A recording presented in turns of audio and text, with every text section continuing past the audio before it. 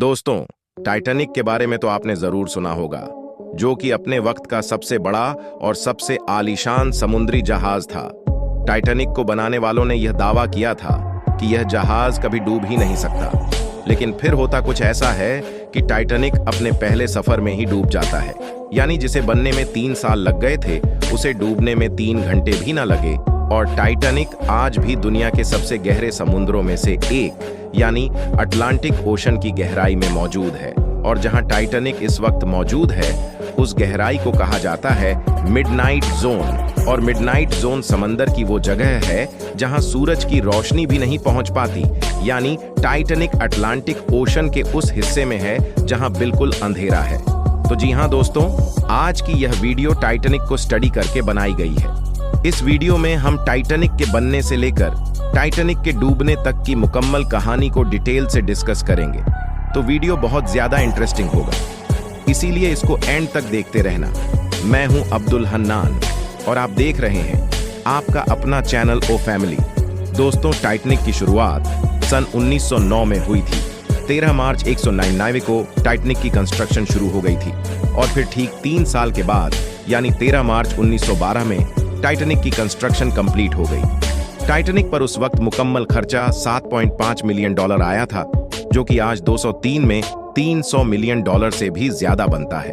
Titanic अपने वक्त का सबसे बड़ा और सबसे लग्जरियस समुद्री जहाज था और यह 1912 में इंसान के हाथ से बनाई गई सबसे बड़ी मूविंग ऑब्जेक्ट था।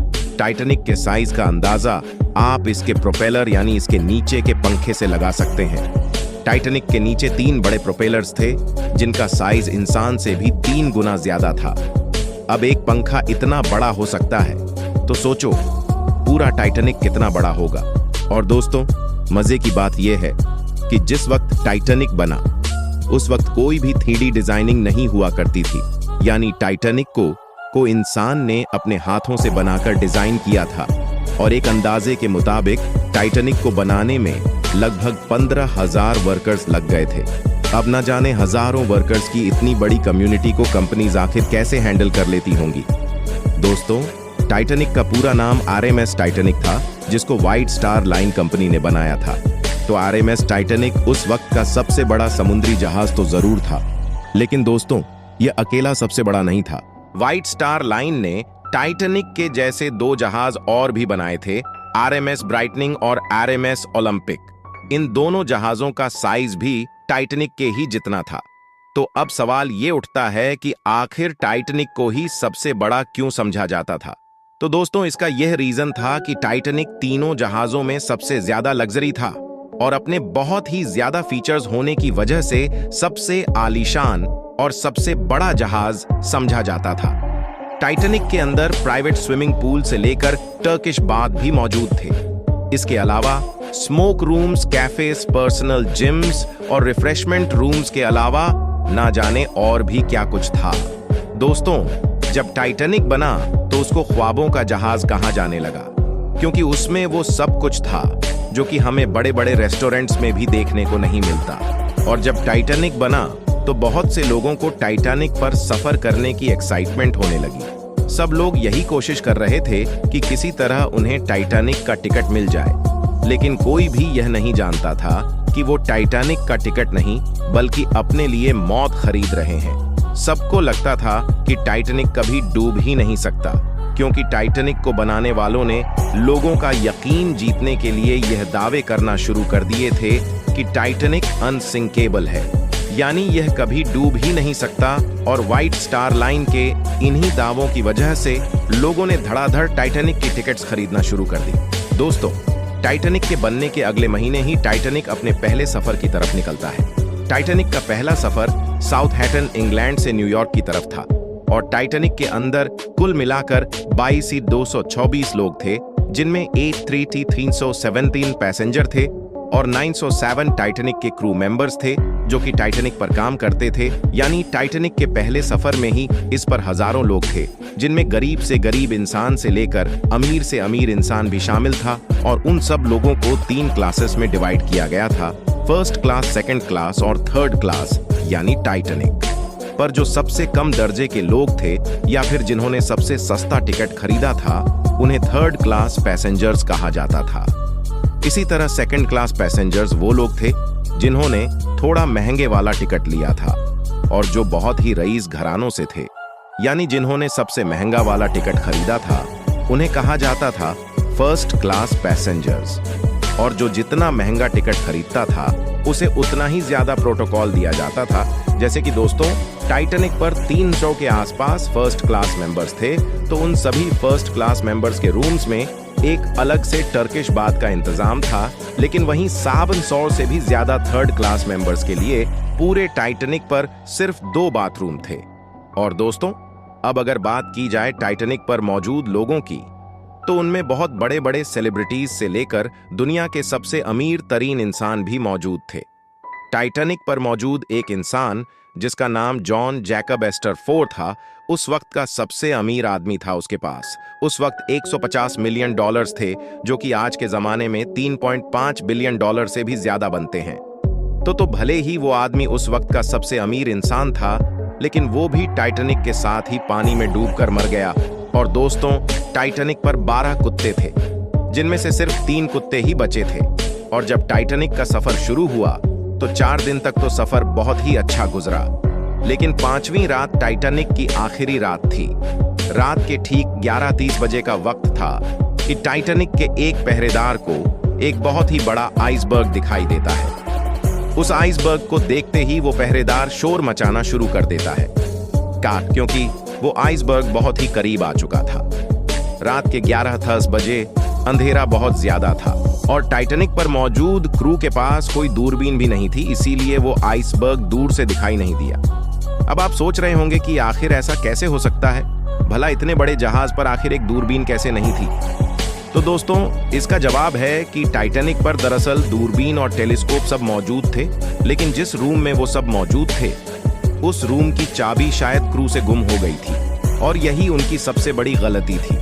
उनको शायद बिल्कुल भी अंदाजा नहीं था कि उनकी इस गलती का आखिर क्या अंजाम होने वाला है। जब क्रू ने उस आइसबर्ग को देखा तो सभी क्रू मेंबर्स में भगदड़ मच गई। उन्होंने टाइटैनिक का इंजन फौरन रिवर्स किया और टाइटैनिक को घुमाना शुरू कर दिया, लेकिन बदकिस्मती से टाइटैनिक की स्पीड बहुत ज्यादा थी और वो आइसबर्ग भी बहुत करीब आ चुका था, जिसकी वजह से टाइटैनिक अपनी राइट साइड से उस आइसबर्ग से बहुत जोर से टकरा गया। और वो आइसबर्ग इतना बड़ा था कि उसके टकराने से टाइटैनिक के बहुत से कंपार्टमेंट्स को अच्छा खासा डैमेज हुआ, जिससे टाइटैनिक में पानी भरना शुरू हो गया। शुरुआत के कुछ टाइम तक तो लोगों को यही लग रहा था कि वो बच गए, क्योंकि टाइटैनिक के सेफ्टी फीचर्स उस वक्त के बहुत ही एडवांस फीचर्स थे। लेकिन दोस्तों, टाइटैनिक फिर भी नहीं बचा, क्योंकि जिस आइसबर्ग से टाइटैनिक टकराया था वह पूरे 100 फुट लंबा था, जो कि ग्रीनलैंड के एक ग्लेशियर से आया था। और वो आइसबर्ग इतना ज्यादा करीब आ चुका था कि उसे देखने के सिर्फ 87 सेकंड के बाद ही वह टाइटैनिक से टकरा गया। टाइटैनिक में अब पानी भर रहा था और टाइटैनिक धीरे धीरे समंदर में डूब रहा था।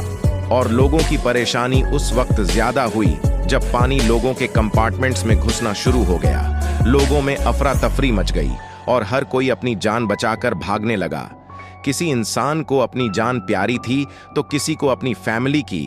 और टाइटैनिक को बनाने वालों ने सबसे बड़ी बेवकूफ़ी यह की थी कि उन्होंने टाइटैनिक पर सिर्फ 20 लाइफ बोट्स ही इंस्टॉल की थी, क्योंकि उन्हें लग रहा था कि टाइटैनिक कभी डूबेगा ही नहीं, तो इस पर ज्यादा लाइफ बोट्स का क्या फायदा। और उन्हें लग रहा था कि अगर वो टाइटैनिक पर ज्यादा लाइफ बोट्स इंस्टॉल करेंगे तो इससे शायद टाइटैनिक की खूबसूरती कम हो जाएगी। जहां टाइटैनिक पर 224 लोग थे, अब उनको बचाने के लिए सिर्फ 20 लाइफ बोट्स थीं, जिन पर इतना हजू इकट्ठा हो चुका था कि उसे संभाल पाना मुश्किल हो चुका था। और दोस्तों, जब टाइटैनिक डूब रहा था तो बहुत से कमजोर दिल वाले लोगों को हार्ट अटैक आ गया था, जिससे उनकी मौत हो गई थी। और जहां टाइटैनिक पर लोग अपनी जान बचाने में लगे थे, वहीं टाइटैनिक पर 35 इंजीनियरिंग स्टाफ मौजूद थे, जो कि टाइटैनिक के इंजन को ऑन रखने की कोशिश कर रहे थे ताकि लोग बच सकें। लेकिन बहुत ही अफसोस के साथ उन 35 स्टाफ्स में से एक भी इंजीनियर जिंदा नहीं बचा। और जो लोग टाइटैनिक से बचकर वापस आए तो उन्होंने बताया कि टाइटैनिक पर एक क्रिश्चियन फादर भी थे, जिनका नाम फादर बाइल्स था। उन्होंने लाइफ बोट पर जाने से इनकार कर दिया और टाइटैनिक पर रुककर मरते हुए लोगों के लिए दुआ करने लगे। उनकी मौत भी टाइटैनिक पर हुई और उनकी लाश आज तक नहीं मिली। टाइटैनिक पर 1500 लोगों की मौत हुई थी, जिनमें से सिर्फ 337 लोगों की लाशें मिली। बाकी लोग कहां गए ये कोई नहीं जानता। और दोस्तों, जब टाइटैनिक डूब रहा था तो कुछ म्यूजिशियंस टाइटैनिक पर म्यूजिक प्ले कर रहे थे ताकि वो लोगों को डूबने के डर से दूर कर सकें। वो सब म्यूजिशियंस भी डूबकर मर गए और अपनी बहादुरी की वजह से जाने गए। और दोस्तों, टाइटैनिक पर एक जापानी आदमी था जिसका नाम मैसाबुमी होसोनो था। वो टाइटैनिक पर अकेला ऐसा इंसान था जो कि जापान से था। मैसाबुमी टाइटैनिक के डूबने के हादसे से बच गया था और अपने कंट्री यानी जापान वापस गया। लेकिन जैसे ही वह जापान वापस गया तो जापान के लोगों ने उसे जलील करना शुरू कर दिया। उन्होंने बोला कि जब इतने लोग मर गए तो यह वापस क्यों आया, इसे भी उन लोगों के साथ ही मरना चाहिए था। जापान के रूल्स के मुताबिक उसने बहुत ही शर्मनाक काम किया था और उस पर पेपर्स भी पब्लिश किए गए जिनमें उसे बेशर्म करार दिया गया। और फिर सारी जिंदगी मैसाबुमी और उसकी फैमिली को लोगों के सामने शर्मनाक होना पड़ा। अब पता नहीं जापान में यह कैसा अजीब सा रूल है। शुक्र है कि हम एशियंस हैं और हमारे ऊपर ऐसे कोई भी अजीब से रूल नहीं है। और दोस्तों, टाइटैनिक पर एक कपल भी था जिसकी स्टोरी बहुत ही इंटरेस्टिंग है दोस्तों। आइसोडोज असमैन था जिसको लाइफ बोट पर बैठने का बोला गया, लेकिन आइसोडोज बोट पर बैठने से यह कहकर इनकार कर दिया कि जब तक टाइटैनिक पर मौजूद सारी औरतों और बच्चों को नहीं बचा लोगे तब तक मैं लाइफ बोट पर नहीं बैठूंगा। आइसोडोज आइड स्टेरिस उससे बहुत ज्यादा प्यार करती थी। आइड ने बोला कि मैंने अपनी जिंदगी के बहुत से साल अपने शो के साथ गुजारे हैं, तो मैं अपने शौहर को यहां अकेला नहीं छोड़ सकती। तो आइड ने अपने हस्बैंड के साथ रहने का फैसला किया और वह दोनों मियां बीवी टाइटैनिक पर एक साथ मर गए। और दोस्तों, जिस आदमी ने टाइटैनिक को डिजाइन किया था उसका नाम थॉमस एंड्रूज था। उसको आखिरी बार तब देखा गया जब वह लोगों को बचाने के लिए अटलांटिक ओशन में कुर्सियां फेंक रहा था। ऐसा माना जाता है कि वो भी टाइटैनिक के साथ डूबकर मर गया। और दोस्तों, ऐसा नहीं है कि टाइटैनिक के क्रू को आइसबर्गस के बारे में पता नहीं था, बल्कि अपने 4 दिन के इस सफर में टाइटैनिक को आइसबर्गस की 6 वार्निंग्स मिली थी। लेकिन पता नहीं लोग टाइटैनिक को क्या समझकर बैठ गए थे। उन्हें लग रहा था कि टाइटैनिक कभी डूबेगा ही नहीं, तो उन्होंने किसी भी वार्निंग पर ध्यान नहीं दिया। और दोस्तों, जो लोग टाइटैनिक से बचकर वापस आए थे तो उन्होंने बताया था कि वह मंजर बहुत ही खौफनाक था, जब हजारों लोग अपनी जान की भीख मांग रहे थे। और टाइटैनिक के डूबने का यह नजारा वाकई बहुत ही भयानक था, क्योंकि टाइटैनिक को अब तक का सबसे बड़ा सी डिजास्टर यानी सबसे बड़ी समुद्री तबाही समझा जाता है। टाइटैनिक की इस बहुत बड़ी नाकामी के बाद पूरी दुनिया की शिप कंपनीज ने अपनी सेफ्टी को इंप्रूव करना शुरू कर दिया और उन्होंने यह कोशिश करना शुरू कर दी कि वो ऐसी गलती कभी ना करें जो गलती टाइटैनिक ने की थी। यानी टाइटैनिक की वो गलती पूरी दुनिया के लिए एक बहुत बड़ा सबक बनकर रह गई। और दोस्तों, जिस वक्त टाइटैनिक डूबा था उस वक्त अटलांटिक ओशन के पानी का टेम्परेचर 2 डिग्री सेल्सियस था, जो कि बर्फ से भी ज्यादा ठंडा था। अब इमेजिन करो कि आपको रात के 2 बजे बर्फ जैसे ठंडे पानी से नहाना पड़ेगा। आप इमेजिन भी नहीं कर सकते, क्योंकि आपको ऐसा सोचकर भी डर लगेगा। तो जरा सोचो कि नीचे अटलांटिक ओशन और ऊपर हर तरफ मौत का शोर देखकर उन लोगों की क्या हालत हुई होगी। दोस्तों, टाइटैनिक को डूबने में पूरे 2 घंटे 40 मिनट लगे थे और टाइटैनिक का मलबा 12,000 फीट से भी ज्यादा गहराई में आज भी मौजूद है। साइंटिस्ट को टाइटैनिक के मलबे को ढूंढने में पूरे 70 साल लग गए थे, क्योंकि अटलांटिक ओशन की गहराई में कोई चीज ढूंढना आम बात नहीं है, और ऐसी गहराई जहां रोशनी भी ना हो। साइंटिस्ट का यह मानना है कि टाइटैनिक का यह मलबा 2030 तक शायद खत्म हो जाएगा, क्योंकि पानी में मौजूद बैक्टीरिया टाइटैनिक के इस मलबे को खा रहे हैं। तो दोस्तों, ये थी स्टोरी एक ऐसे जहाज की जिससे बहुत ही ज्यादा उम्मीदें लगाई गई थीं, लेकिन बहुत ही अफसोस के साथ वह अपनी पहली उम्मीद पर भी पूरा ना उतर सका। और टाइटैनिक का यह हादसा पूरी दुनिया के लिए एक सबक बनकर रह गया। मैं उम्मीद करता हूं आपको आज का यह वीडियो अच्छा लगा होगा। इन वीडियोस को बनाने में बहुत ज्यादा रिसर्च और मेहनत लगती है, इसीलिए इसको एक लाइक करके जाना। और टाइटैनिक की स्टोरी से आपको क्या सबक मिला, ये कमेंट करके जरूर बताना। जिसके कमेंट पर सबसे ज्यादा लाइक आएंगे मैं उसके कमेंट को पिन करूंगा। तो फिर मिलते हैं किसी नेक्स्ट वीडियो में।